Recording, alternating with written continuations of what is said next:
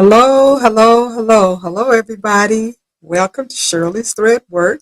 Shirley's One Down Tuesday has started. Thank you for stopping by. I do appreciate it. Hello to everybody out there in YouTube land and Facebook land.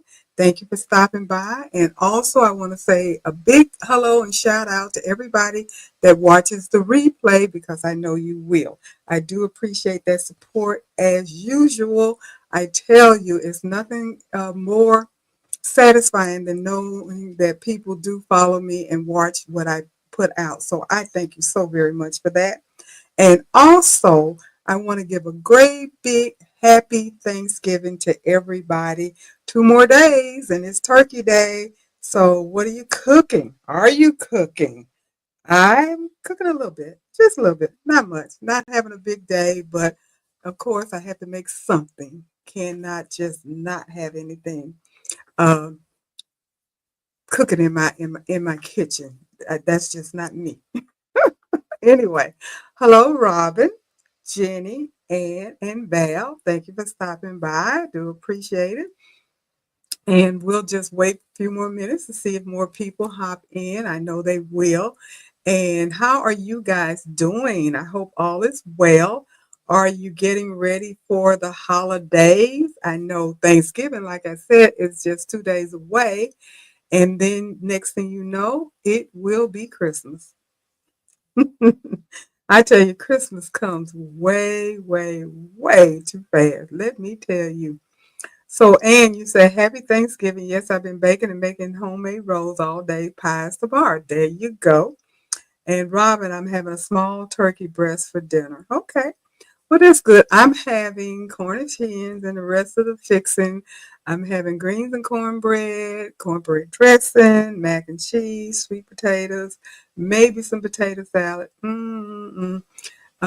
sweet potato pie, and a 7-Up cake. I think that's it. What can I say? That's my usual. That's my usual. So um, I did make a cake today.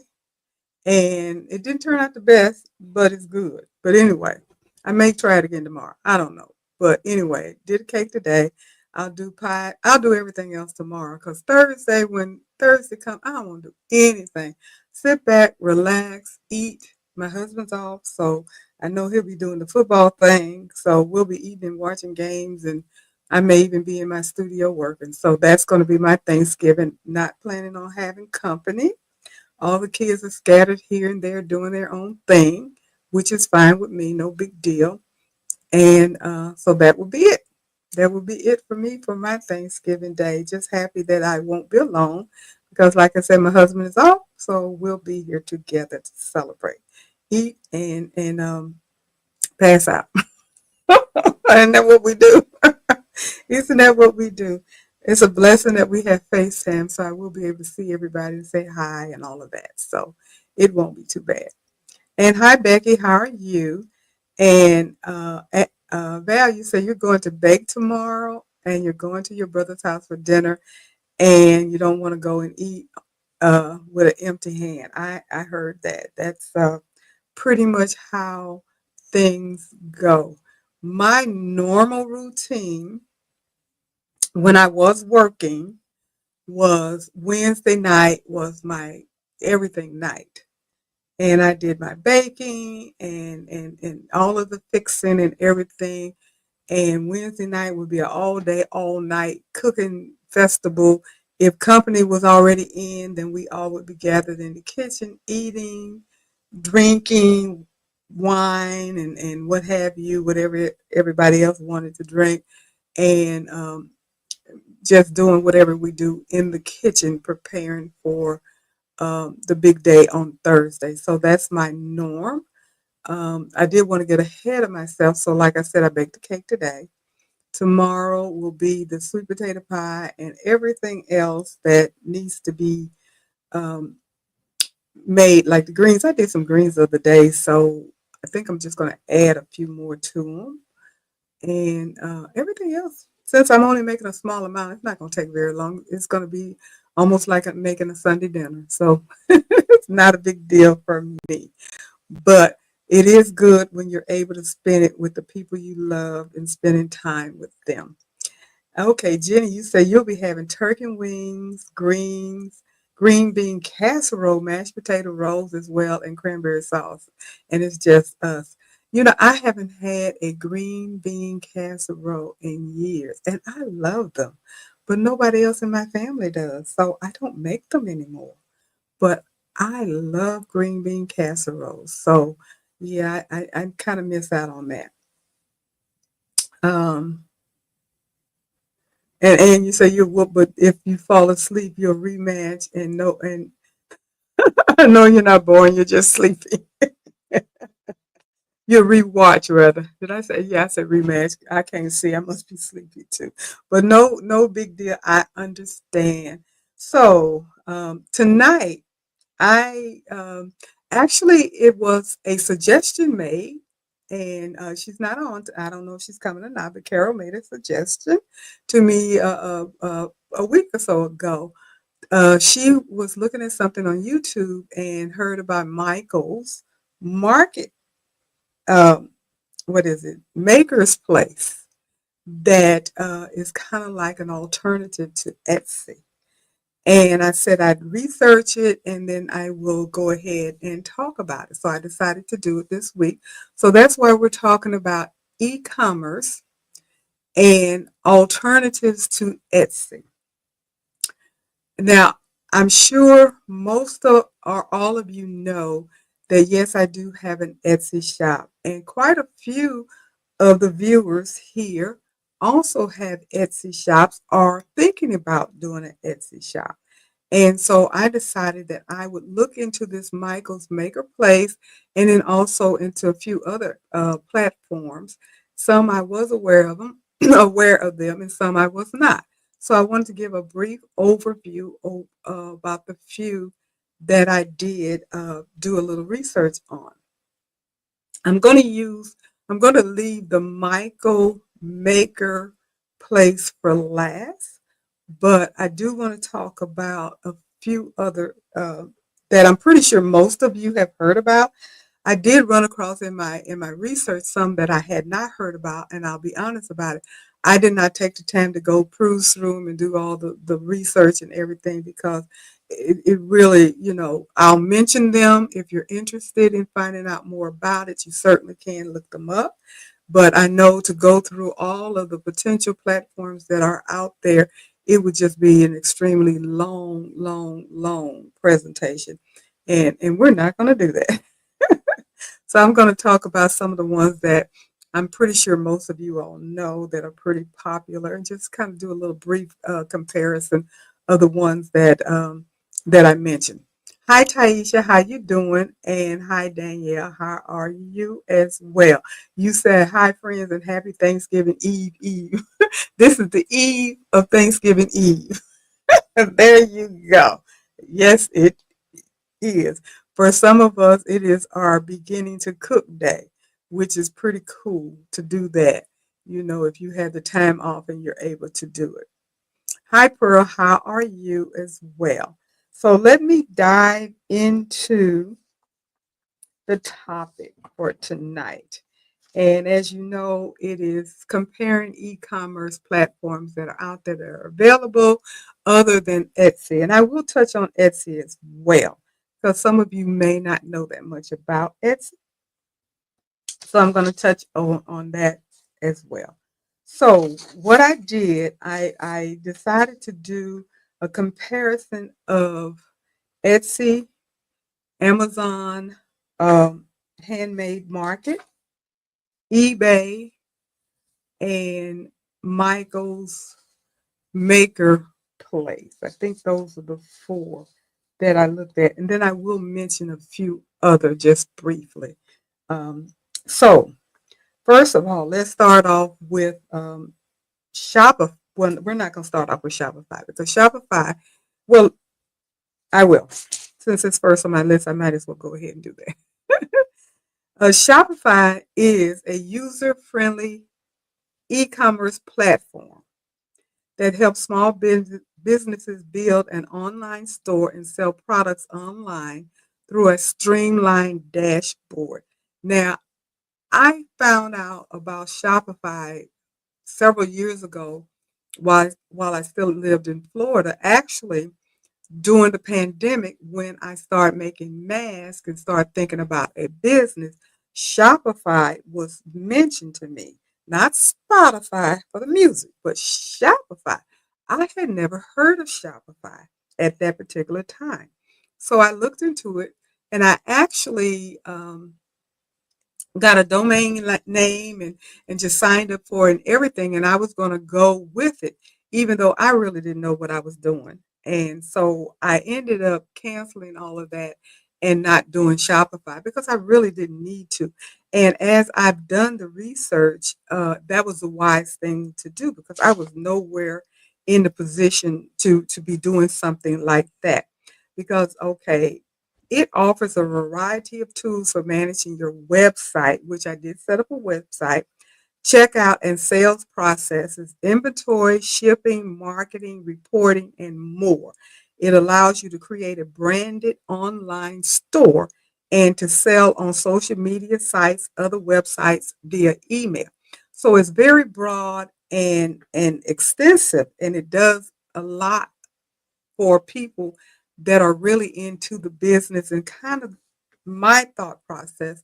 If your business has grown and you actually have a lot of products to sell and you're doing well with other platforms, then Shopify may be where you need to go to next.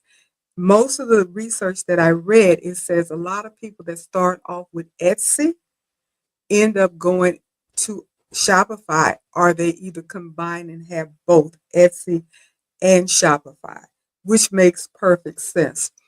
A good example, there was a digitizer, a person that does designs, and she still sells her designs on Etsy. I've bought several, still buy some every once in a while. But she eventually moved a lot of her designs over to Shopify because it was less regulation. You are pretty much your own boss and you can pretty much sell how and why and what you want to sell without a lot of the oversight and restrictions that you get from Etsy. So that was the reason why she decided to switch or take some of her business over to Shopify. At least that's the information that she shared when she put the announcement out that she was opening up a Shopify shop as well. So you can purchase designs from her either on Etsy or Shopify. So that's just an example of how some people do it. So in comparison, comparing Shopify versus Etsy, with Shopify, here are the pros. For customization, Shopify allows you to create a full customized online store, like I mentioned, with your own domain name.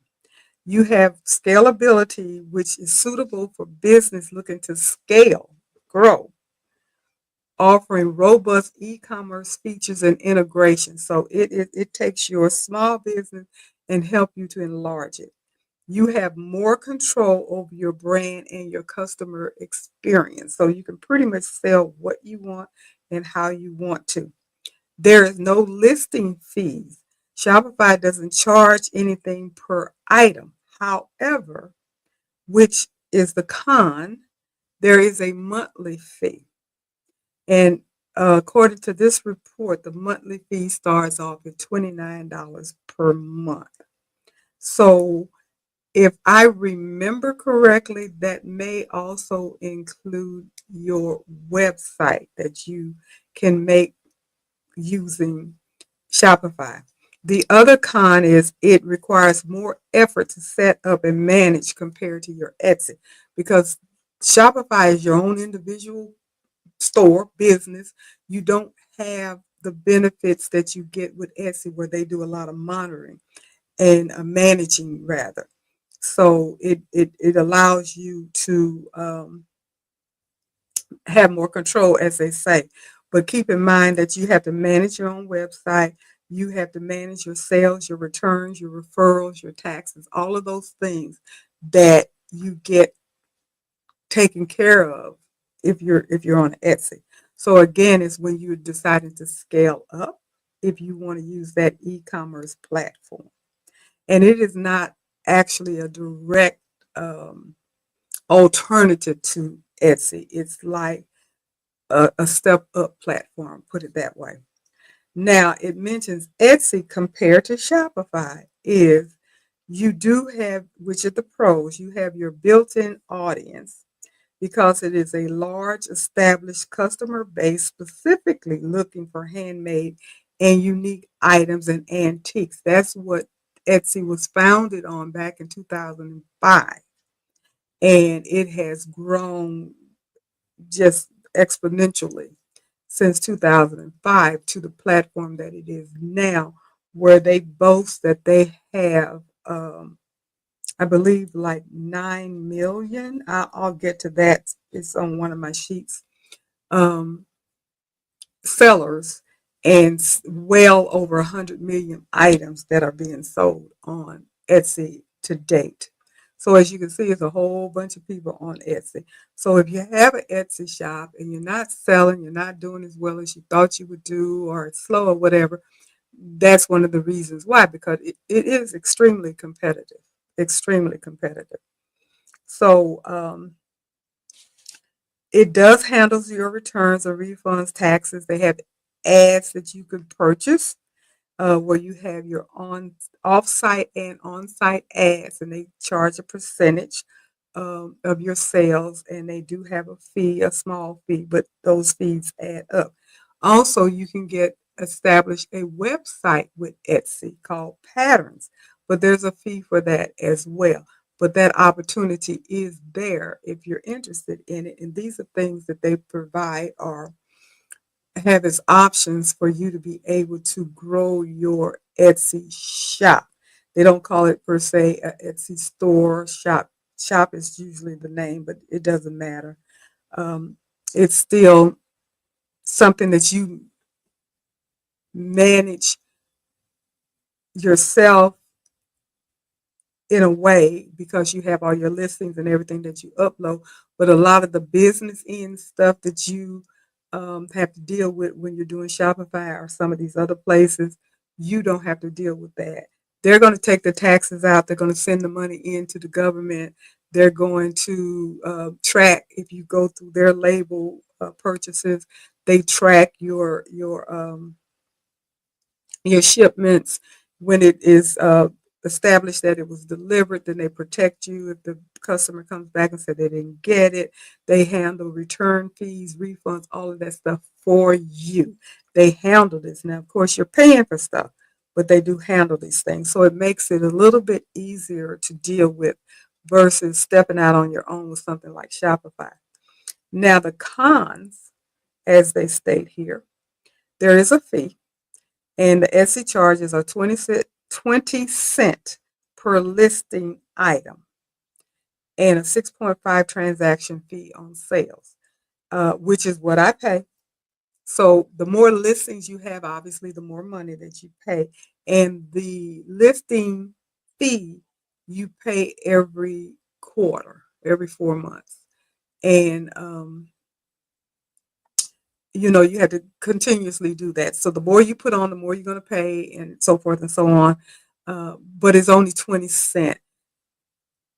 That adds up if you have a lot. If you don't have a whole lot on there, it's not really that big of a deal. But you have to start somewhere.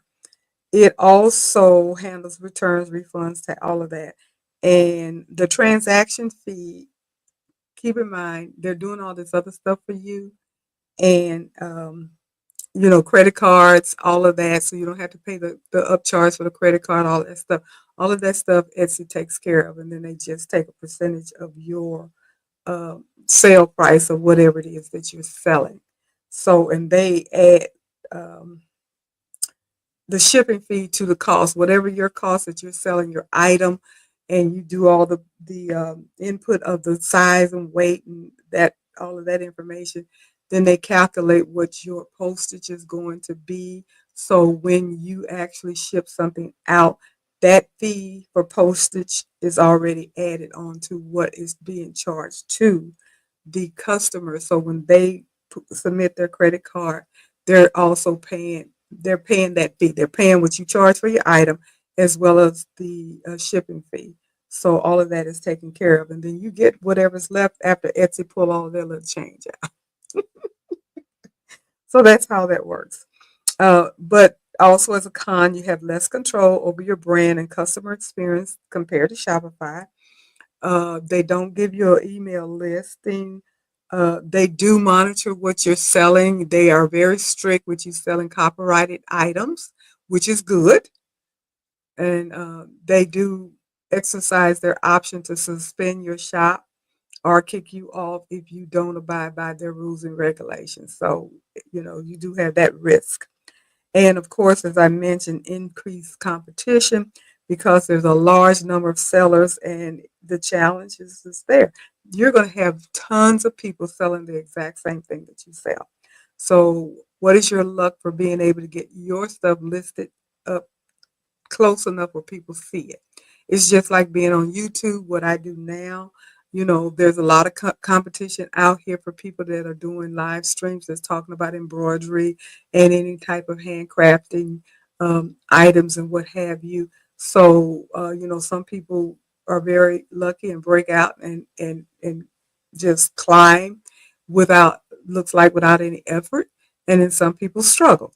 But it all has to do with algorithms and what the platform sees and believes the public wants based upon um, participation. So that's why I'm always saying thumbs up, like the video and subscribe and comment and hit the notification bell. All of those things. When you hear people say that, that is the reason, because they're wanting their channel to grow.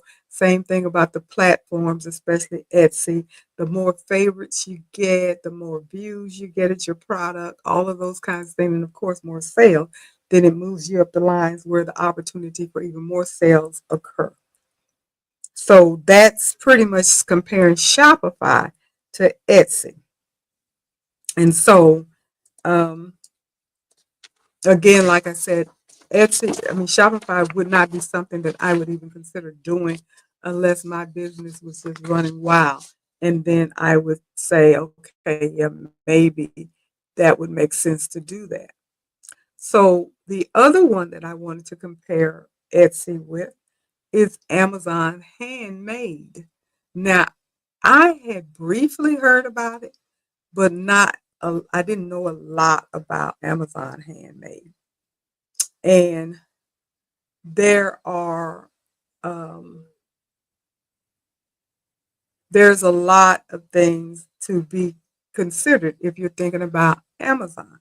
Now, the pro for Amazon, as you know, has a massive audience because it's part of Amazon, and sellers have access to a vast number of customers. So that's a pro.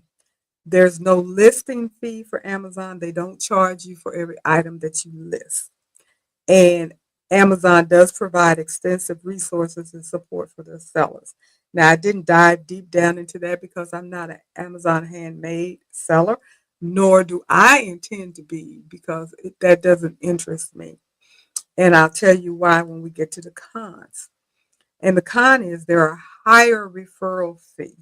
And referral fee basically means when you make a sale. Amazon charges a 15% referral fee on each sale, which includes the total sale price and shipping. So they're going to snatch 15% of whatever it is that you're selling it for off the top. They also have a rigorous application process, and sellers must go through a more rigorous application to prove that their products are handcrafted. And they don't let everybody that want to sell. Whereas Etsy pretty much does. If you say that your stuff is handmade, then they pretty much will let you on there. And handmade will even include if you're using a blank and you're embroidering things on it, like I do. They still consider it handmade. I just have to stipulate that the handmade portion is me utilizing an embroidery machine. And once you put that information in there, then that qualifies you. So, but with the Amazon handmade, I don't think it's enough. I don't think that would be enough to qualify. I don't know. I haven't tried. I've not applied. However, I do know that my son tried to sign up for Amazon handmade, and he wanted to do sublimation and sell sublimation items, shirts, mugs, cups, whatever. And he was turned down. He was unable to be accepted as a Amazon handmade seller. So, um, and I don't know what he put on his app. I don't know any of that. I just remember he said that Amazon would not allow him. And also, there's no digital products like you can have with Etsy. You can't sell. Um, you can't sell your designs. You can't sell SVGs, PNGs. You can't sell anything that is digital. Everything has to be shipped. So that eliminates a lot of people that may be interested in using Amazon handmade. And that for me is one of the reasons why I'm not even going to entertain it. Not that I have digital products, I don't. But I just think that the application process is so rigorous that it's not worth me trying to do that now with the scale of my business. Now, if my business was larger, maybe that would be something. However, I'm giving you guys all this information because everybody's situation is different. And who knows? You may be, that may be a platform that is absolutely perfect for you. I don't know. So that is comparing Shopify, Etsy and Shopify and Etsy and Amazon handmade. So I decided to, keep digging deeper on these different platforms to see what was out there. And I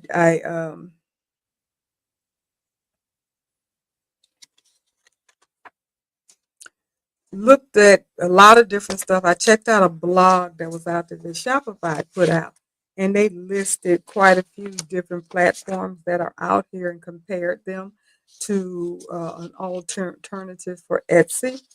And they listed, of course, themselves, Shopify as being one of them as an alternative. And we talked a little bit about that. And then also start talking about, I believe it's Wix, Squarespace, which I don't think I've heard of Squarespace, but it's another e-commerce platform maker that uses a build, uh, you can use to build an online store. It has page templates and drag and drop design tools that are suitable for beginners, which is good. And Squarespace also allows you to import your Etsy site so you can keep the same listing in URL, which is good as well. So you're recognizable. And it also offers an inventory system and built-in social media tool. It does have a higher tier price plan, and they also allow you to sell gift cards and subscription through their sites if you're at that higher price subscription. So that's Squarespace. And again, that is more, it's uh, the way I understand it is very similar to Shopify. The other one they mentioned is Wix, Wix. Now, I know Wix as a website builder. And so it kind of reminds me a little bit about Shopify as well as GoDaddy. I also know that if you've ever ordered anything from Vistaprint, which I have, I get my business cards and things from Vistaprint. They are always recommending Wix, Wix, as a platform um, to use your e-commerce platform. Now, it is a website builder with e-commerce capabilities and an easy Etsy integration for moving your store in between platforms. So you can have them both. And like the other builders on the list, They have a template and a drag and drop editing tool where you can create your website that reflects your products and your brand. It lets you track orders, it accepts PayPal, credit card payments, promotional coupons, sex, tax, and shipping rules for different locations. But there's also a tiered monthly pricing plan plus a community knowledge hub. So it sounds robust, and actually, I know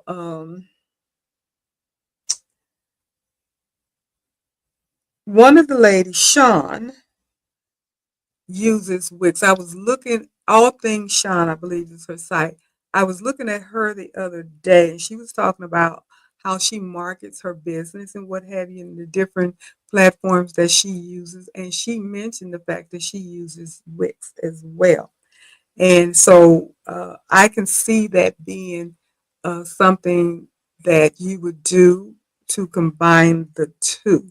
So keep Wix in mind because that may be something that you would be interested in.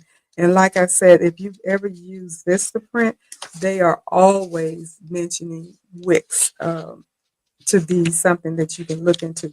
Wix and Shopify are the two e-commerce web building platforms that I'm most familiar with because I see that all the time. But of course, I'm not using any of those. Not any of those.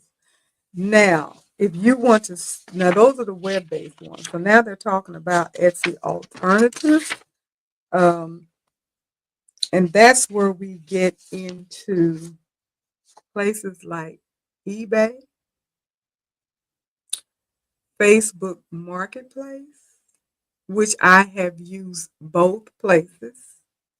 I have, years ago, I put some things on eBay to sell. Simple process. You just sign up. I want to sell something. You upload your picture, you put your price up there, and then you hope somebody wants to buy it. Now, with eBay, oftentimes they will also have the bidding process because my husband is an eBay. Oh my goodness, he loves eBay. He's always shopping on eBay. And he's always telling me I need to put my things up on eBay. But I haven't since several years ago. The one thing that kind of turned me off about eBay, I did get some offers, not the price that I was trying to sell the items for. So that was a deterrent. And so I didn't accept the offers. But at the end of my listing period, I had to pay money, even though I didn't sell anything. And during that time, I wasn't even doing any embroidery or anything like that. I was just trying to offload some stuff, but I still had some sentimental uh, feelings towards them and stuff, and I just wasn't going to give it away. If I had got what I was asking for, that would have been a different story. But I knew the value of it, and I just decided not to sell, and I still have them. But anyway, I wasn't aware at the time that you were going to have to pay for anything if you didn't sell.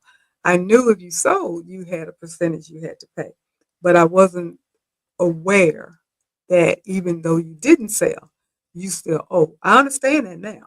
Trust me, I understand that now because it's the same way. But um, just keep that in mind. Now, I know several people say they sell on eBay all the time, make good money.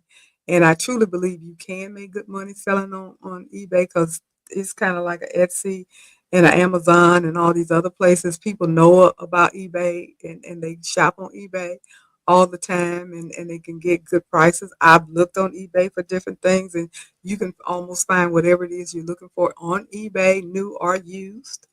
And and they do have the bidding process and stuff like that.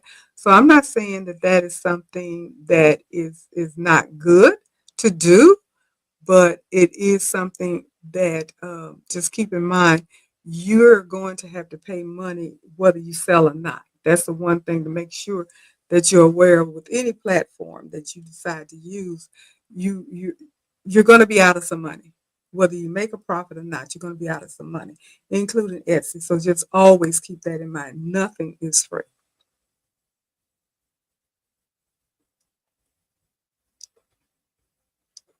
This is, of course, Stella Rosa, but it's Stella Rosa Red. I had never had this before. This is actually good.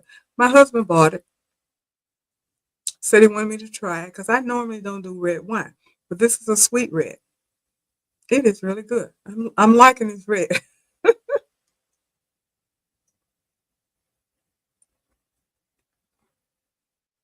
And so, um, Sean Savage Design, you said, how you doing? You said you've been using Wix for over 7 years, and I assume you like it. I've been tempted. I have been tempted because I used GoDaddy several years ago as well. But I was also tempted to use Wix because I felt like it was a pretty good alternative. So let me know how you like it. And hi, Carol, how you doing? Thank you for stopping by, and thank you for giving me the suggestion to have this conversation. So that is Wix. Let me see what else is on here.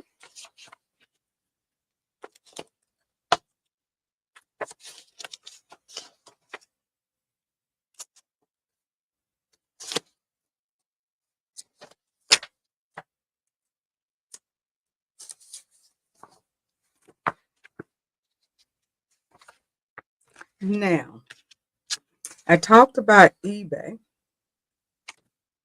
I didn't talk about Facebook Marketplace, but I have to tell you, I've used Facebook Marketplace as well. I've not put any of my embroidery items on Facebook Marketplace. It is like an eBay as well. It's just whatever you got, you want to sell, put it up there, and like I said, throw it up there on the wall and see what sticks. I was successful this particular time when I used Facebook Marketplace. I had some embroidery hoops, and I had a heat press machine, 7-piece heat press, and I had um, some fast frames. And believe it or not, I was able to sell all of them for the price that I asked for. And they handled everything. Everything. It went really, really well. I put this stuff out there. I got responses. I accepted the offer, and then all I had, uh, however it works, they paid me the money, and I mailed out the product, and it was just as simple. When I sold the fast frames, it was a mailing process. When I sold the hoops, it was a mailing process. When I sold the heat press, that was a local sale, and the seller and I'm the seller, the buyer and I um, plan to meet up in a safe place at a safe time and did the exchange, and that went well. So I didn't have any problems at all. So Facebook Marketplace does work. I've been on Facebook Marketplace several times, and there's tons of everything on there as well, new, old, what have you, is on there, just like eBay. So would that be something that I would say I would use as a primary platform to sell my embroidery stuff? I've never thought about doing that. I've never thought about putting my embroidery stuff on Facebook Marketplace, nor have I thought about putting it on eBay, even though my husband has suggested that. But these are options and alternatives for selling things. And I do know that there are several people in my community, you guys watching and everything, that do sell items. And you want to grow your business as I do. And so that's why I'm talking about all of these different options and different platforms and what have you that you may not be aware or you may not have thought about tapping into. I know we tend to run straight to Etsy, which is what I did, mainly because it was suggested to me several times. And I just thought it was time because I resisted it for quite a while. I didn't think, one, I was ready. And number two, I wasn't sure it was something that I really wanted to get into. But now that I have to admit it is it's fun when you sell. It ain't fun when you're not. it's um it's time consuming, and not just making the products. I understood making the products and stuff was going to be time consuming, but managing your shop is also time consuming, especially when you're first setting it up. And if you don't know how to get your pictures right, or do your SEOs, or do your titles, and just the listing process all together, it can be very daunting and very, very time consuming. And then you hope that you're going to move up fast enough, or some kind of way where you're actually being discovered. So I have to tell you my opinion. Facebook, I mean, Etsy, I don't regret doing Etsy at all. What I think is the best way to make money, if and when you're able to do it, is custom sales locally. If you can ever get your business up and running, however you market it, whether you get out in the streets and beat the streets, whether you make phone calls, whether you word of mouth, or a combination of all, which is what you need to do, whether you do vendor fairs and stuff like that, all of those things are suggestions that you should do. And all things Sean, as she even mentioned, those are some of the marketing things that she does. If you can get out there and do those things and make those contacts and get blessed to the point where you can get you two or three return customers that do bulk orders, or frequent orders, then your business can grow. And boom. I don't think that anybody is going to get their business where they want it to be just by selling on Etsy. Some people have been lucky. Some people use Printify, and they're doing a lot of these printing of shirts and stuff. I don't know who's doing all of these T-shirts and stuff that you see, and the sweatshirts and all of these things that you see. They're beautiful shirts, but the thing that I notice is that you can see 55,000 different shirts that look alike, and with various prices, and you have to decide which one you want to do. And they can be custom made and everything like that. But that, for a small business like mine with a one machine, I don't know if the money would be there, because you definitely got to um, have some inventory, because you never know how many orders you're going to get, in what size, in what color. You set up your sizes that you're going to carry, you set up your colors that you're going to carry, and the things that you're going to put on there, and then you hope people want that, and then you make it and mail it. Uh,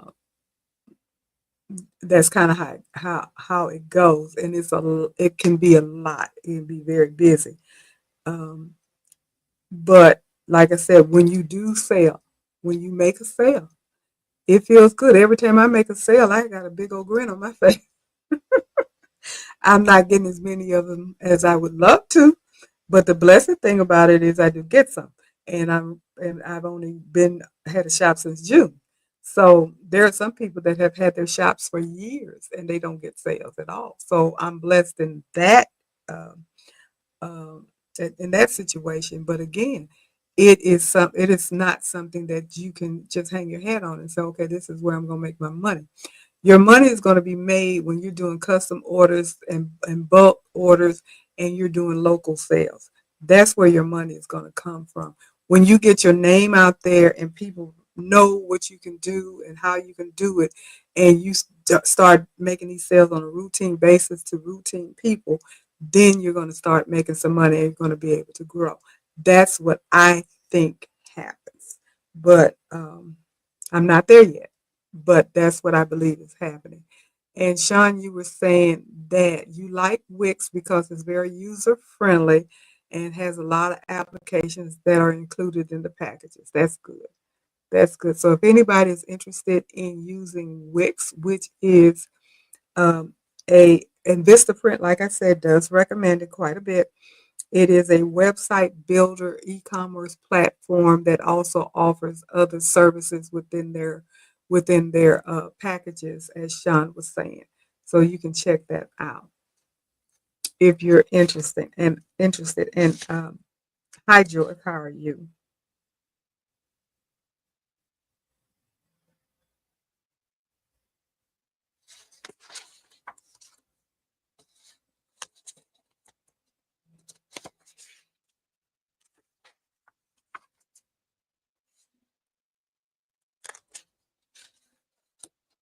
Now I have a chart here because we talked earlier about selling on Amazon handmade, and this says is selling on Amazon worth it for you? And this particular chart goes over how they're so similar and how they're different, and I just want to share that with you. And on generalization, as far as Etsy versus Amazon, the general website and user interface both are intuitive, user friendly, and easy to set up. The difference is Amazon has no listing fee, Etsy has a recurring fee, and that's 20 cents a listing every 4 months. Custom products offer sellers can pay for preferred listing placement on Etsy. Etsy offers off-site ads. Amazon does not, but you can get a discount. But there is a fee. I like the fact if you get a sale from an off-site ad, like somebody sees something, which this has happened to me, something that I have put, I believe, either on Instagram or Facebook, and I got a sale. I got a discount on that, on the fees that they charge you, that 6.5% or whatever, I think went down to 4% or something. And then of course you can pay for advertisements if you want to, but that's a different price. Um, Organization,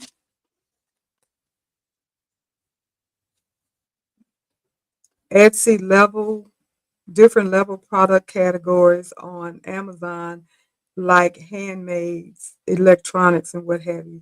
The sign up process for one both require banking and personal information, obviously. Amazon requires tax information and government ID. You still have to give your government ID. You don't have to have a business license for Etsy. I don't know if you have to have that for Amazon, but for Etsy, you don't have to have a business license, but you got to give them your government ID, which is your Social Security or your EIN. So it's pretty much the same. Payment process, both offer automatic direct deposit to sellers. Amazon pays bi-weekly. Etsy also offers flexible schedules because you can get a weekly payment, but I think it depends upon how much you're selling. Usually it's bi-weekly, at least that's what I have found for myself. Fulfillment services both offer free shipping options for sellers. Amazon warehouse products, they ship through their Amazon warehouse, and Etsy does not. You have a choice of using USPS or UPS or FedEx for your shipping. You can do prior. You can just select how you want to ship your products through Etsy, and and if you use Etsy's labeling system, then you do get a discount. I use their system, so if I mail something out to a customer, I have to measure the package, of course, because I have a scale. I have to measure the package, and so I have to put the weight in there, the height, the length, and the width, and then you have to put the weight, however much that is, based upon your scale.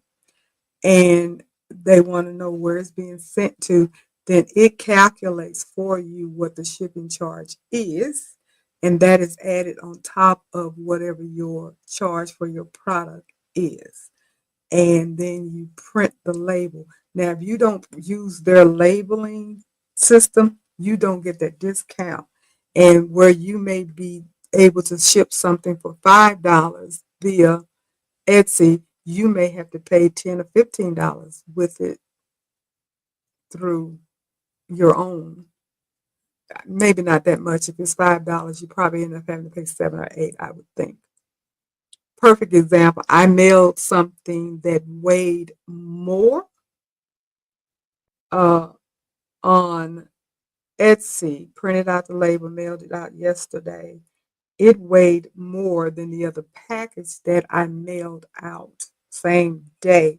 Didn't go through Etsy, and it was a lighter package, but my price was more because I didn't have that discount through Etsy. So if that just gives you an idea of what I'm saying, so you do get a chance to save, and it is highly recommended that you do it that way. And I think it makes sense because not only are you saving some money, they track it. They get the tracking. You put the tracking. Well, when you print the label, they already have the tracking number, and they know when the item has been delivered. They know exactly when it's been shipped, and they will send a message to your customer saying your item has been shipped, expected date of arrival is XYZ. And then once that package has been delivered, then they will let me know that the package has been delivered. And they have all of that information. So that part I love. I don't have to worry about it. I just do it. Um,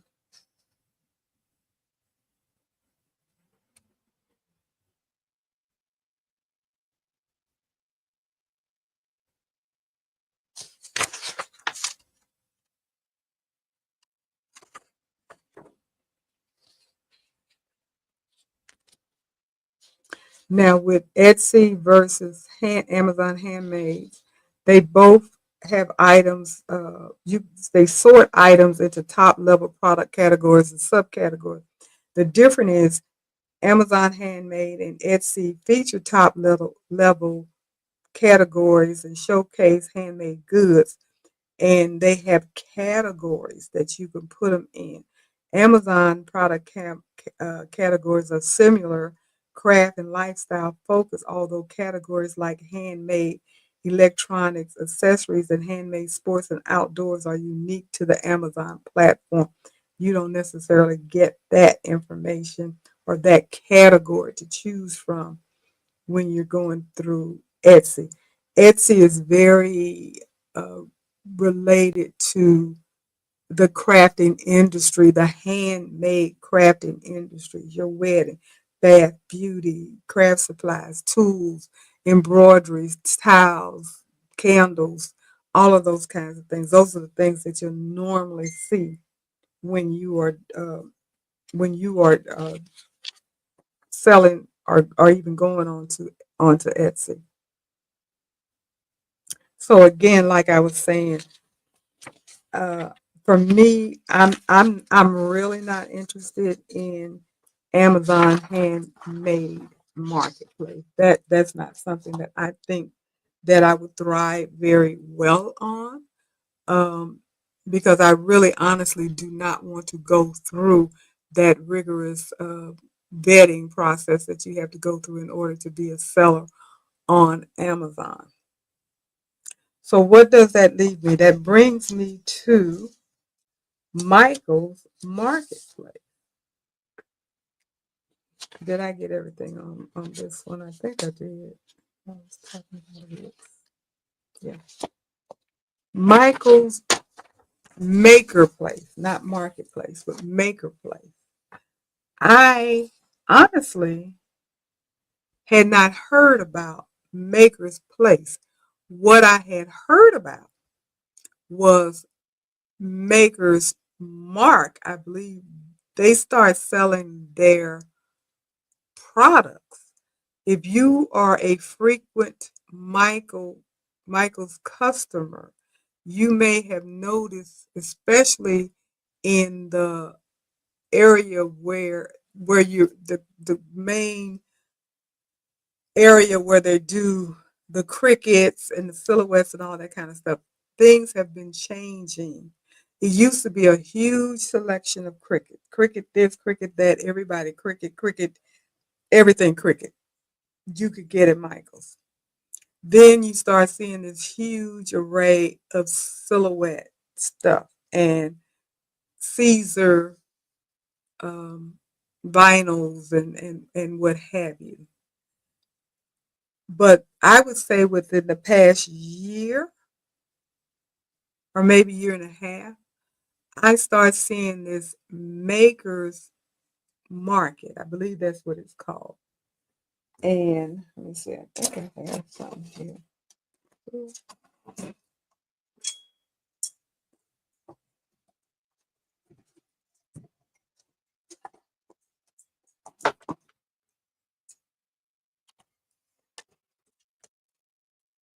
Make market.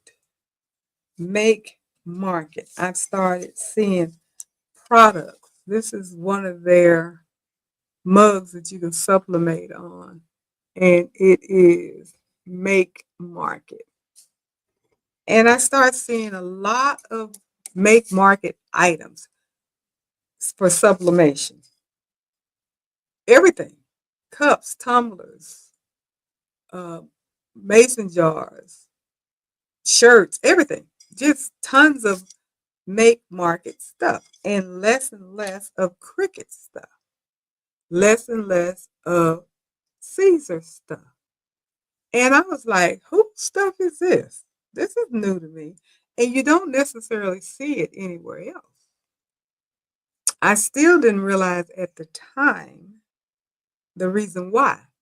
But now that I have done some research and realized that Michael has their Maker Place marketplace, which is Michael's Maker Place by Michael's, that you can join, and they're trying to promote it as an alternative to Etsy. Now, I don't know I don't know how well that's going to flow.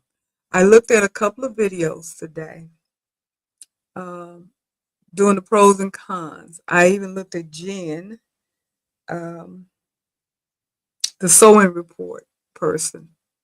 She did one a few months, about 6 months ago. What I learned about Michael's Maker Place is it came out last year. Last year was its launch. And apparently they're not doing any big massive launching with it because I have to be honest, but I wasn't aware of it. I really was not aware of it. Or I didn't pay attention because I get stuff from Michael's all the time. And I know that they were saying something about buying bulk items from them and this, that, and the other stuff. But I never really paid it that much attention because I wasn't in the market to buy a bunch of bulk sublimation items. And that's pretty much what they were referring to that would be of interest to me because they don't have a whole lot of embroidery stuff in there. And I don't do all the other arts and crafty stuff that they do have available up in there. So for me, what I would even be halfway interested in getting via Michaels would be anything that they sold that was pertaining to sublimation. And again, since I wasn't doing any big time sublimating, I didn't need to do any real bulk orders. So it went over my head, didn't pay it any attention. But then I realized that, okay, they have a community that they're trying to grow. It says, welcome to Maker's Place. Join a vibrant community of makers offering unique handmade goods to millions of online shoppers. Become a seller. You can earn more and save more when you sell on Maker Place. Maker Place feels so personal, friendly, and supportive, unlike any other. It really feels like home. That's what they're saying. Put more money in your pocket because you have free registration, free listing, free marketing, and lower fees. You can reach millions of customers, connect with micro shoppers to sell homemade goods, teach classes, and offer how-tos. Now, the one thing that I did notice about their whole concept, which is really different, and it's probably on here somewhere that compares with Maker's Place. Make I'll get it right. Yeah, Maker's Place. Not only can you sell goods, you can teach, you can do tutorials, or you can do how-tos. This, and they will distribute it to almost every social media platform except for YouTube, Facebook, Instagram, TikTok. I know, and well, Facebook, Instagram, and Pinterest for sure. No, I'm not sure about TikTok, maybe, but I know it's Facebook, Instagram, Pinterest, and maybe TikTok, but definitely not YouTube. YouTube is not one of them where you can actually have a platform where what I do, my channel and everything, I could actually do that on through this Michael's Maker Place and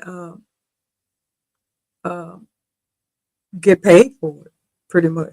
You do a class and you charge for people to attend your class via Zoom. That's what they use. Then you can charge a fee and get paid for it. So you can do that through Michael's. And if I'm not mistaken, they don't charge you for that.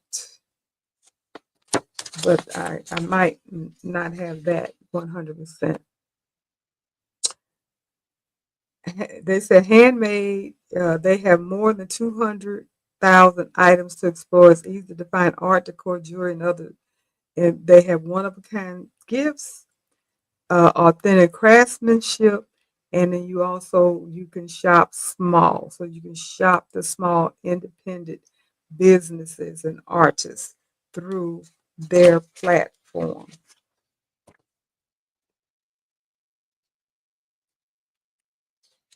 I want to get to the part. Maybe it's not on here.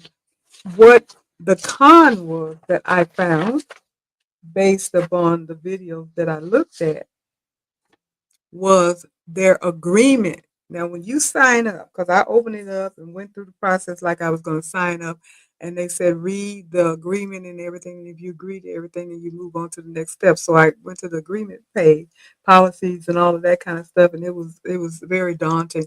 It had a whole lot of legalese up in there. But just reading it and listening to what some of the other people were saying that I watched their video, it's like you don't own anything. Anything that you put up there through Maker Place eventually belongs to Michael.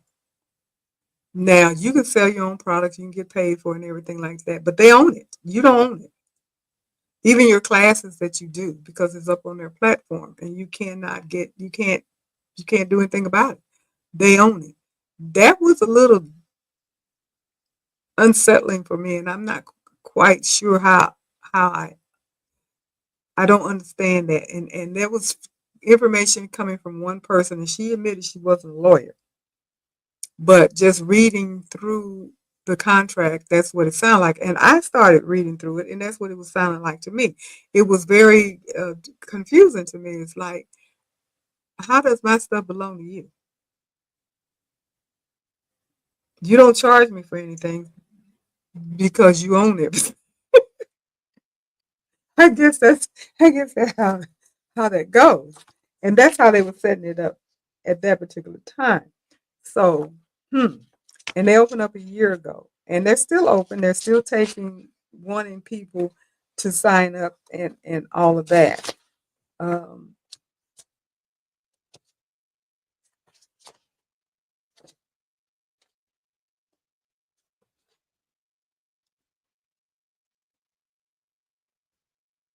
and then the other thing that was mentioned as a con, which I agree, most people aren't aware of Michael's Maker Place. And most people go onto Michael's website to buy some crafting item from Michael's, not to buy towels and and classes and how tos and sweatshirts that are already embroidered. I mean, people don't normally go there for that. They go there to buy items to make things with, not necessarily items that are already made that they can take. Because most people that shop in Michael's are crafters, because it's a craft store. Now, not to say that they embroider, because that's what I do. I've run across people in Michael and conversations get started, whereas they may do vinyls, but they don't do embroidery, they don't do sublimation, or vice versa, so forth and so on. So you can always find somebody in there that may need your service, but they are crafters. They are people that make things. That's why they shop in Michael's. They make things, but they don't necessarily go to Michael's website to buy items that have already been made. And that was one of the things that one of the people that had a video up there was saying they see that as a negative. I think Jen from the Sewing Report, because she sells, I think she said she sells supplies and fabrics and stuff, and she wasn't even sure if she could sell her stuff. And I don't think she can either, because it's not something that she made. And this is for making things that you've made. But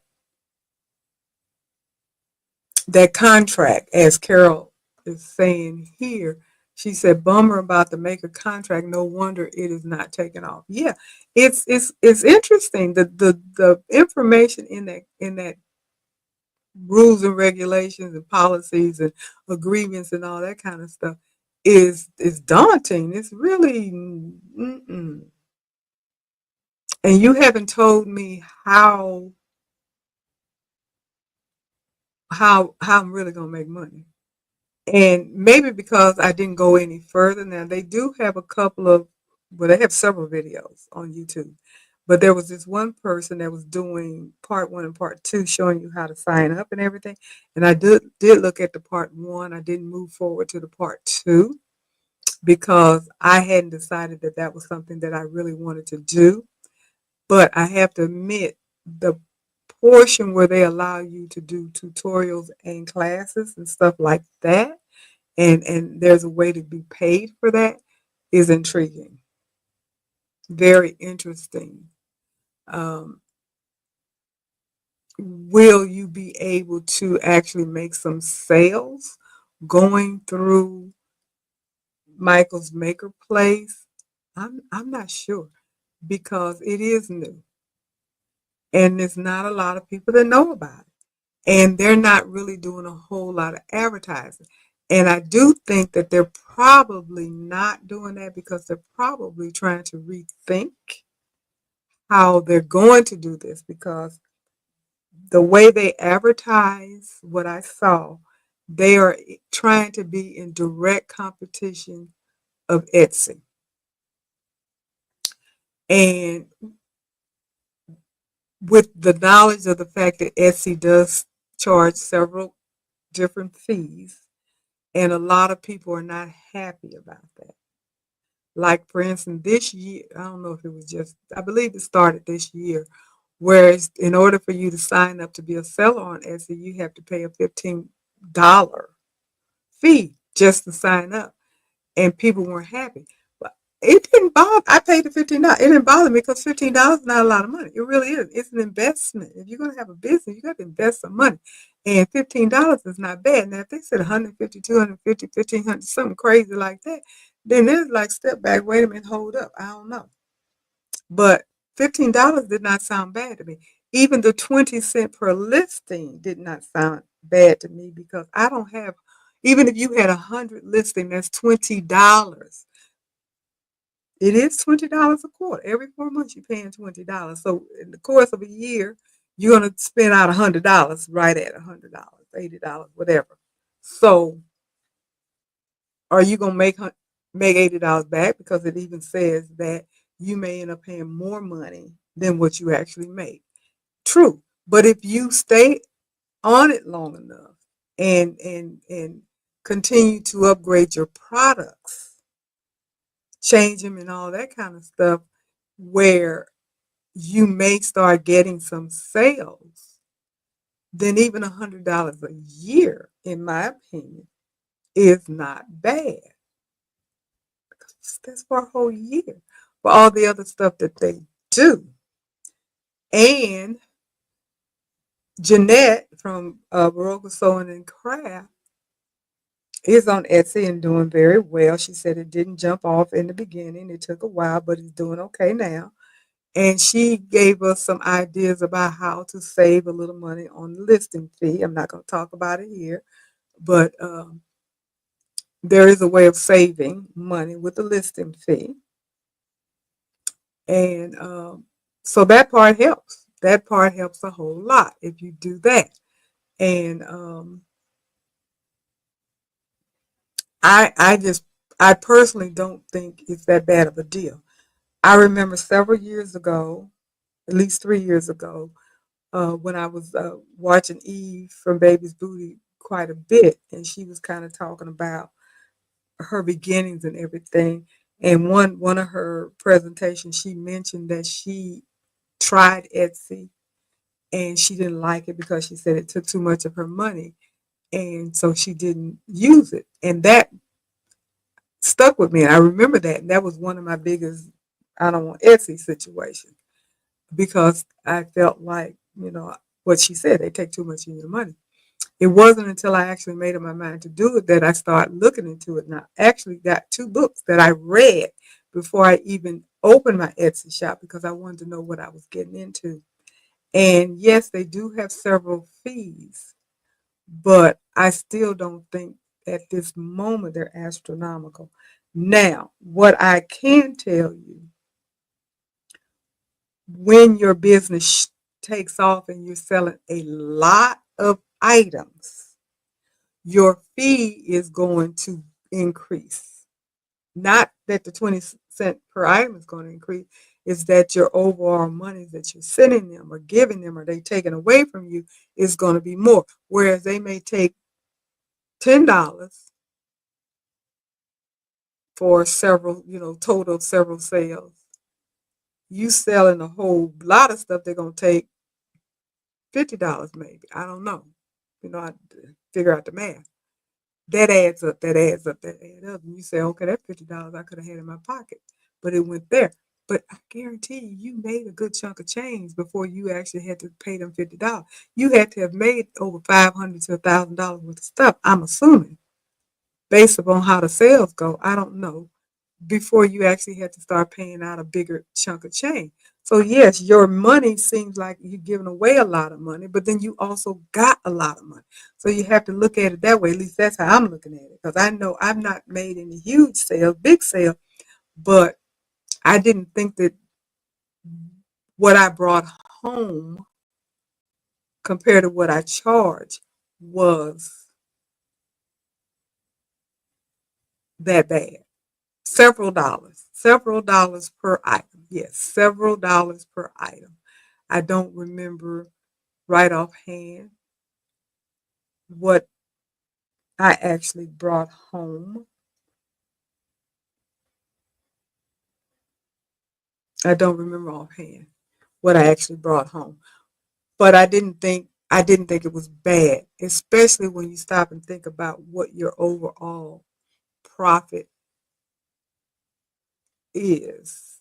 Was there a decent profit? It was a profit. I brought home more than what I spent making the product, put it that way. So that's a profit.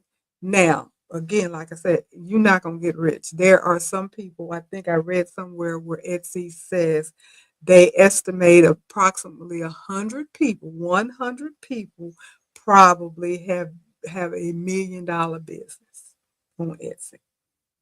Out of the millions of people that they have that actually have Etsy shops, and I think they said they have something like 90 million sellers. Only 100 of those 90 million sellers actually have $1 million business. That doesn't bother me because it doesn't talk about people that have six figure annual businesses, which is pretty doggone good for allegedly a side hustle, or even if it's your main hustle. If you're making six figures, you're probably doing okay. You probably are doing okay. If you make five figures, you're probably doing okay if you're making sure that you got a decent profit margin. Because if you don't, then you really don't need to be making what you're making to sell it. You need to up your price, or you need to do something. If you got a 5 to 6 figure profit coming in, then you need to make sure that works.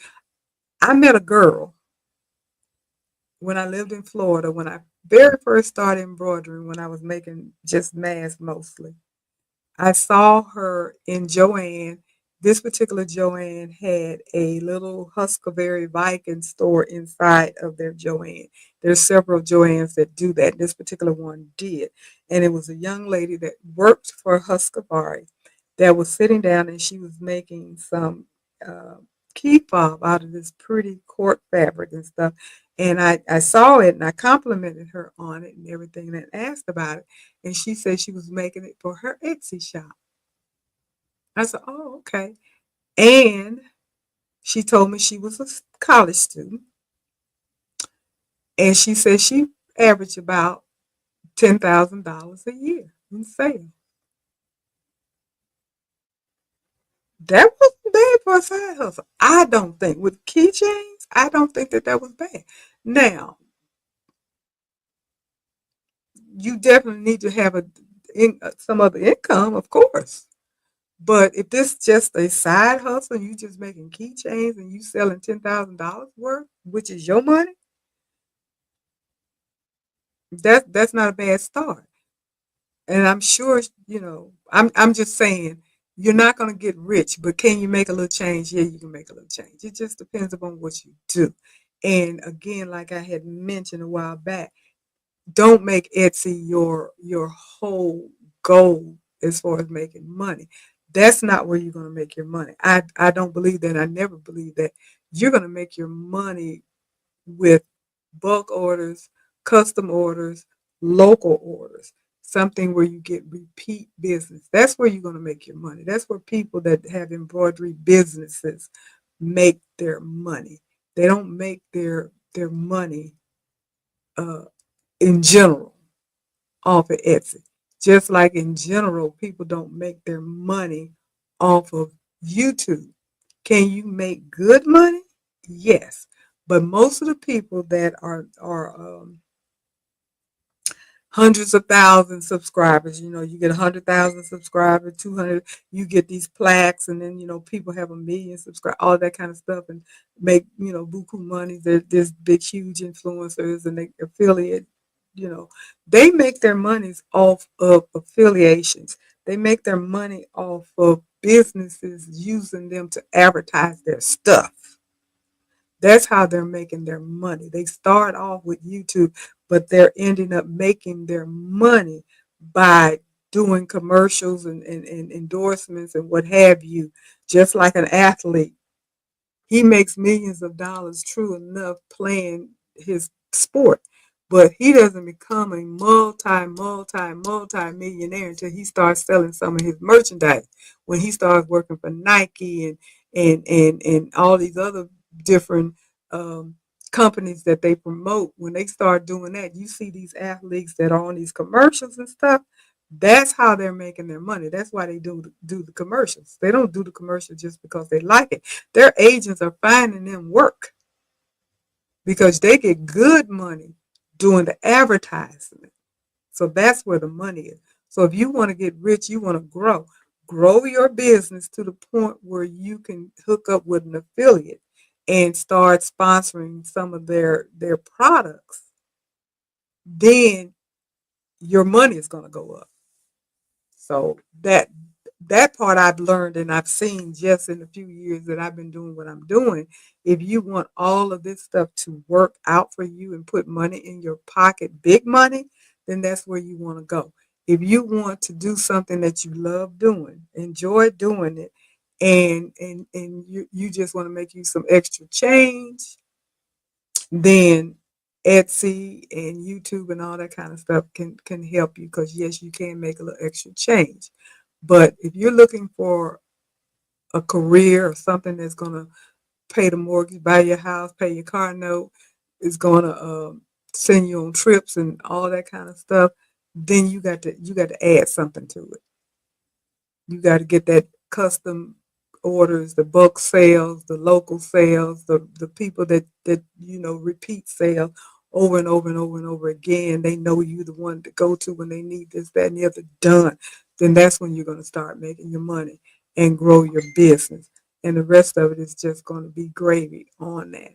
So that's how I see it based upon what I've seen. You guys can chime in and tell me what you think. What has been your experience in this arena? And are you interested in any of these other platforms or any platform at all? And because I know there are a few people on here that either are involved with an e-commerce platform or have been thinking about doing it. And if you have, what platform are you thinking about? Let me know in the comments. If you don't mind, just let me know. What is it that you're thinking about venturing out to? Because I told you, for me,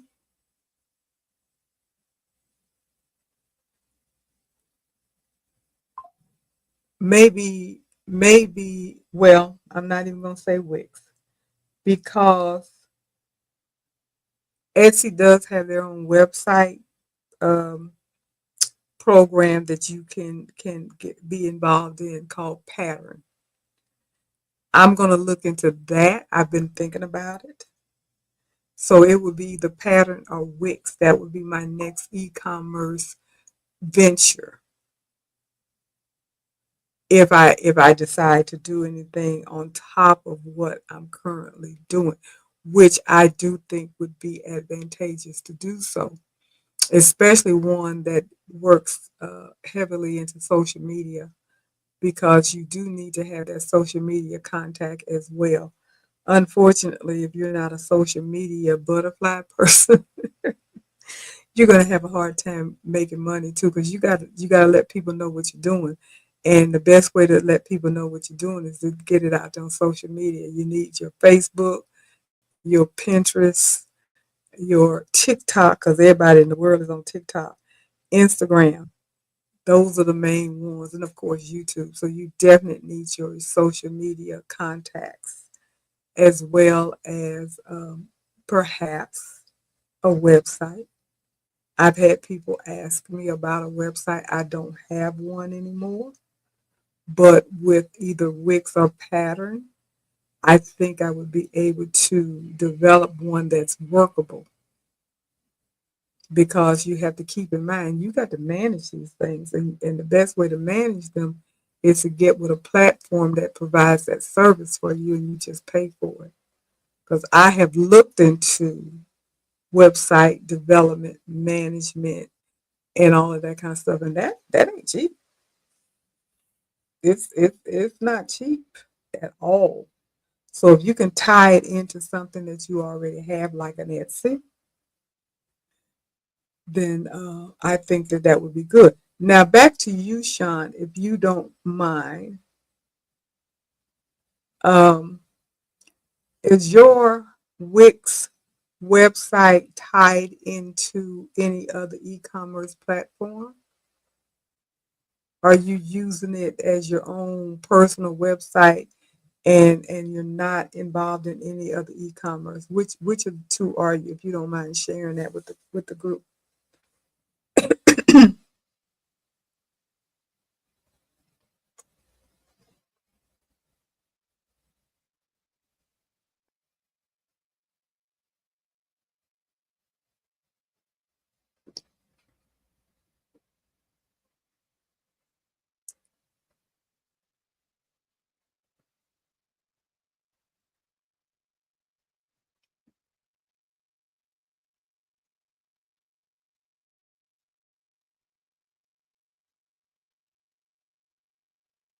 Hi, Leslie. I thought I saw you, Leslie, and Deborah. Hi, how are you guys? I was just scrolling through here, seeing if there was anyone that came on here that I didn't speak to that I had missed. So I think I've spoken to everybody so far. But come on, you guys, give me some feedback here. Let me know what it is that you may be thinking about doing, or are you thinking about doing anything? Just let me know. Because, like I said, I do know for a fact there are a few people on here, and I'm not going to call your name out, but I do know there are some people on here that are seriously considering businesses and they're trying to make a decision what platform they're going to use to promote their business. So, is there anything that I talked about that you're interested in, or are you aware of something that you do yourself? Other than what I mentioned that you're interested in doing. Share this with the group and let's have a conversation about it because I do think that it's important to know what's available, what's out there, and what your options are. I know looking at other content creators and people that do presentations and lives and what have you, uh, you learn about other platforms. I know Katrina Graceful Creation has grown. Oh my goodness, she has grown so fast. She hit 100,000 a few months ago, maybe close to a year ago. Now she's almost 200,000. I mean, she's just growing. And we all know how Angela Jasmina, she's like 200 plus thousand. So people do grow, and they have platforms that they have used. I know both of them have used Etsy.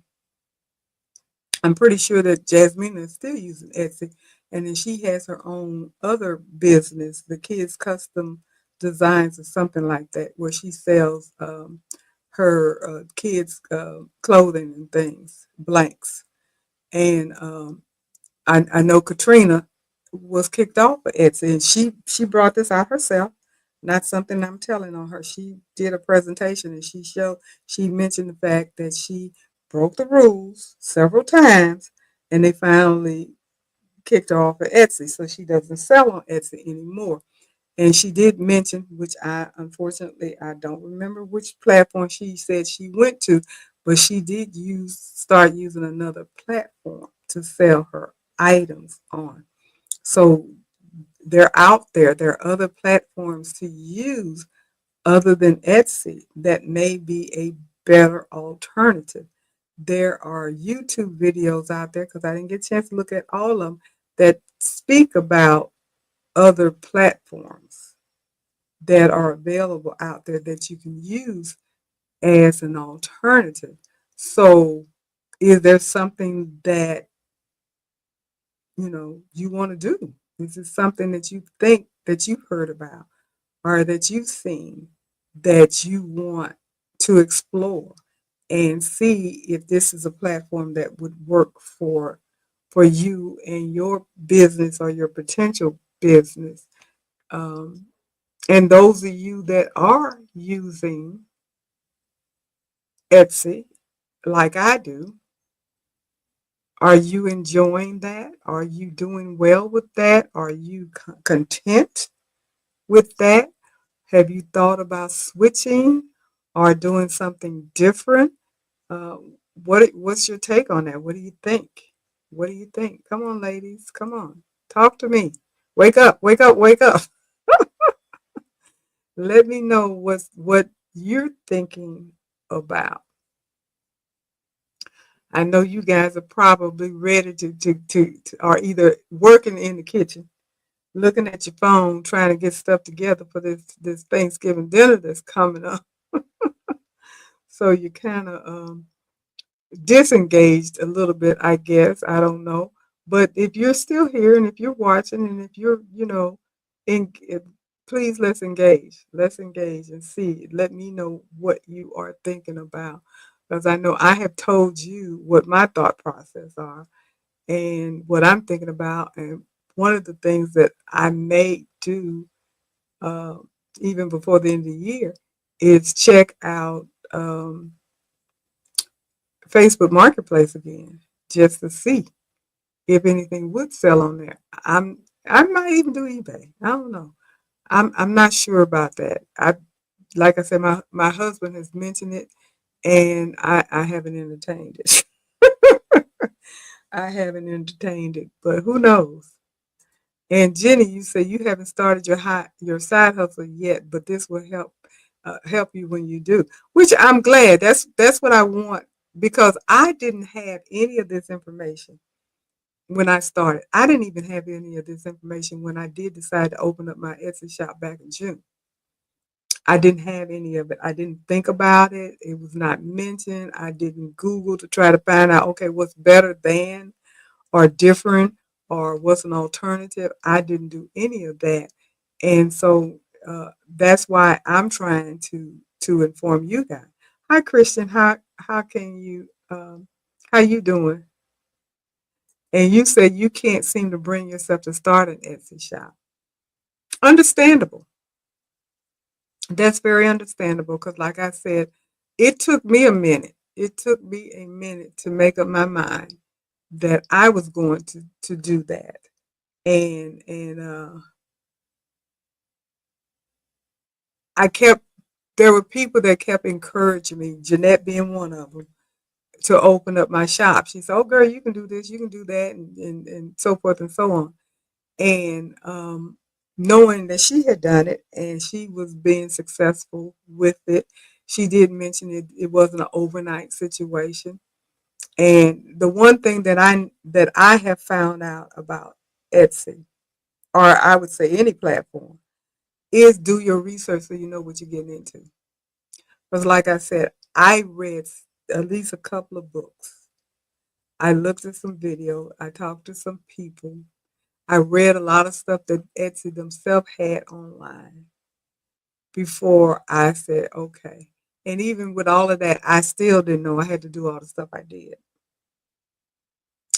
Um, I did go in there with my eyes open, knowing that it was a good possibility that my sales weren't going to be great in the beginning.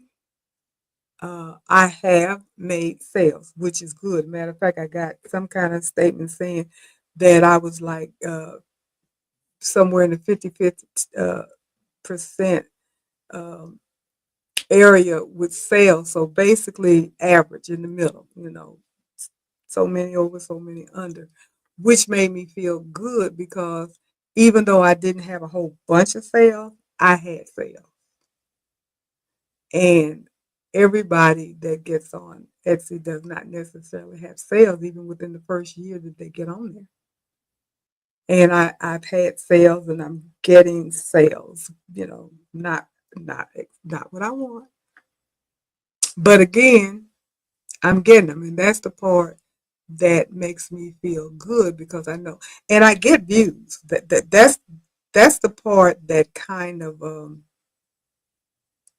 confuses you or makes you trying to figure out, okay, what do I do next? Because I check my views and I get views and likes a lot. So there are people that are looking at my stuff. So it's not being unnoticed, but you got to deal with those algorithms. My word, they get on my nerves. And that would be something, Christian, and anybody else that's out there that may be considering it and not quite ready to bite the bullet. Make sure that you understand the process, the listing, the SEOs, um, the tags. That's basically the SEOs. You have to tag each item.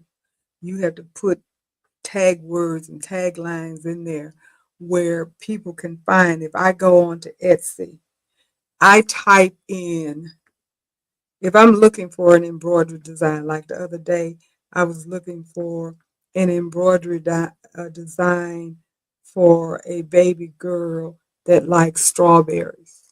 And that's what I put in there. Embroidery design, baby girl likes strawberries. And then they populate all of the embroidered designs that has a strawberry on it and so forth and so on. And sometimes they hit it out the park and sometimes it's a hit and miss. It was like, that ain't what I asked for. What you put this one in here for? But your taglines have to kind of reflect what you think people are going to be looking for. Like this is Christmas time. If you got any kind of gifting item, you need to make sure you're putting Christmas in, and you need to be putting gift in there. So those words, when somebody types in their gift idea, or I'm looking for a gift for my husband that likes to fish, you won't get a whole bunch of stuff. But if you're real specific, I'm looking for a tie for my husband that likes to fish, then you're going to get a whole bunch of stuff with fish on it that are ties, but then you're also going to get some more stuff that aren't ties. I don't know why the computer does that, but it does. But the people, the sellers, need to put those keywords on their products. So when they put those keywords on their products, when a buyer types in the stuff that you type in when you're looking for something on Etsy, that's what generates it to come up. Those are the SEOs. I didn't know all of that stuff until I read, and until I start reading that stuff. Those are the things that you have to deal with. Now that's the part that's not fun. I'm gonna be honest about it, because it makes you sit down in front of your computer and spend a whole dog blasted day sometime, depending upon how many listings you have, putting stuff in there that you think is going to encourage the person to buy from you. And then you also have to make sure your pictures are good. Those are the two biggest challenges that I believe, and then knowing how to price your product, whatever it is that you sell. You got to be competitive. So knowing how to price, knowing what kind of title and keyword, and getting your pictures right are the things that you have to be concerned about. They ask you to put a video in. They ask you to put 10 pictures of all your stuff and everything. I don't think anybody does that. But you definitely need to put in more than one picture. Or you're going to constantly get some kind of message for them saying you didn't do enough. Um, Someone had asked me, I believe it was last week before last, about how to do pictures and stuff.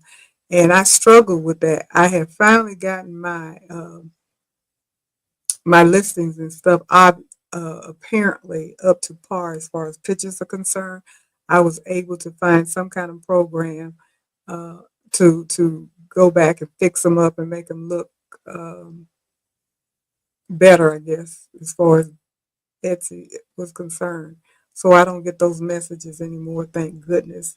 And I do think that that has helped with sales. So if they tell you to do something, then you should do it, because I have noticed I'm definitely getting more views, more likes, and a few more sales. So that part is good. Um, so I said all of that, Christian, to say, uh, do it when you're ready. Do it when you're ready, when you think that you have a good product to sell, that you think will sell, something unique. It may be the same thing that everybody else has, but maybe it's a different color. Maybe it's a different texture. Maybe it's a different design or type of design. Whatever that niche is that you want to present. Maybe you want to sell to a certain population group of people.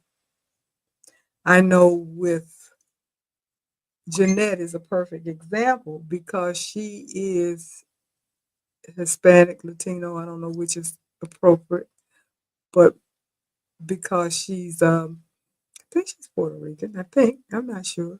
Hopefully, I'm not saying what's wrong, but she has Spanish on her tiles. So I'm sure she has a lot of customers that speak Spanish. So that helps her out a lot with that particular product that she sells, because people appreciate the fact that they have something personal that they can choose from. So if you can find a niche like that, that you can draw upon. If you want to, whatever. There's a whole lot of different stuff you can do on Etsy. Tons of stuff that you can do on Etsy that'll make you stand out. That's the goal. You want to stand out. So whatever you can do, whatever you can find, whatever blank you can use or whatever that's going to make you stand out is going to be the draw that is going to get you the sales that you want. And I'm still struggling with that. I'm trying different things. I put something different on my in my listing 2 weeks ago, and it turned out to work. It worked.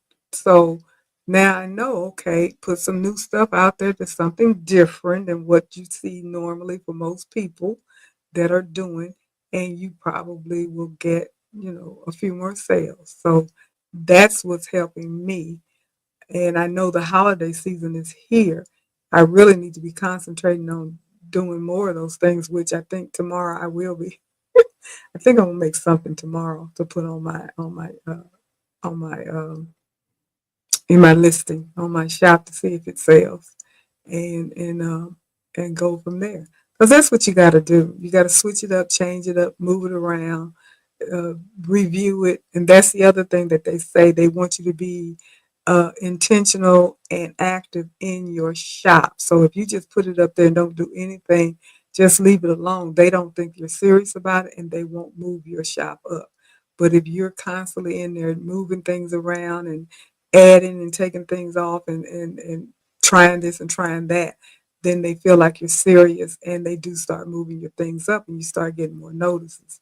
And I think that's what has happened to me as well, because I have been working in it more than what I've had for a few months. And the movement has changed.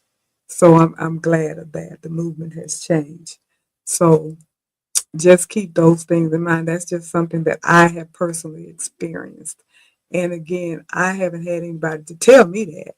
So I'm telling you guys.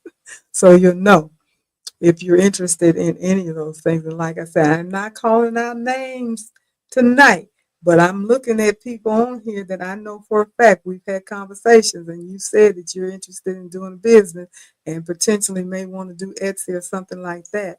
So, you know, this is for you. This is for you. And hopefully, after the, first of the year, maybe you guys will make a decision to bite the bullet, and then we can share notes and talk about our experiences and what works and what doesn't work and so forth and so on. So I would hope that we're able to do that. And so I'm not getting a lot of feedback. That's okay. No problem. It's getting late anyway, and I know people are probably busy for the holiday. But before I go off, I just wanted to let all the ladies know from our Wednesday night sew along. There will be no meeting tomorrow night. Remember, we will not have any meeting tomorrow night. We will meet again the following Wednesday to start on our new project. So tomorrow night we are off. There will be no meeting tomorrow night. So I just wanted to remind all of you young ladies about that, and anybody that's not on here. I think I might send something out just to remind everybody. That's what I'm going to do. I'm going to send out a quick text or something to the group to remind you guys that we will not be meeting tomorrow night, because I'm going to be busy, and I'm sure you guys are going to be busy as well, getting ready for Turkey Day. So, with that being said, if nobody else has any questions, any comments, anything that they want to say or add or anything like that, I think I gave you all of the information that I had prepared to share with you tonight. Sorry, Carol, the maker place thing with Michael, I didn't find it to be something that I was 100% interested in, but I am going to look into that tutorial class situation and see how that works. But that contract or that agreement thing doesn't sit well with me. But anyway, and so I'm going to say good night to everybody. You guys take care. Have a wonderful, wonderful, blessed Thanksgiving and blessed rest of the week. And I will talk to you later next Tuesday if it's the Lord's will. And you guys take care. So I'm going to say good night to everybody. Bye bye.